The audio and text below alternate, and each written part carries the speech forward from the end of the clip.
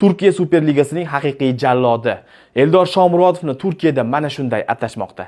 Superliganing haqiqiy jallodi Istanbulning sokin qirg'og'ida ko'tarilmoqda. Eldor Shomurodov. Superligada hamma million yevrolik yulduzlar, grand jamoalarning hujumchilari haqida gapirayotgan bir paytda u jimgina ligani titratmoqda. 2025-2026-yilgi mavsumni shunday boshladiki, hammaning xayolida bitta savol: bu futbolchi qanday qilib hanuzgacha yetarlicha qadrlanmayapti? O'zbekistondan chiqib Italiya himoyachilarining qattiq futboliga bardosh berish har kimning qo'lidan kelmaydi. Jenovada porlagan paytida Roma u uchun 18 million yevro to'ladi. Ammo Mourinho tizimida va Lukaku kabi nomlar soyasida u haqiqiy bahosini to'liq ola olmadi. Ko'pincha bir rejasi bo'ldi. Asosan zaxiradan tushadigan kuch sifatida qoldi. Lekin Eldor Shomurodov taslim bo'lmadi. Javobni maydonda berishni tanladi. Bugun esa Bashakshehir safida go'yoki qaytadan tug'ilgandek. Bu shunchaki qaytish emas, bu kuchli bayonot. 1.90 cm bo'yiga qaramay, qanotda tezkor, o'nlikda esa ajoyib texnika namoyish etmoqda. Ham gol uradi, ham sheriklariga gol urish uchun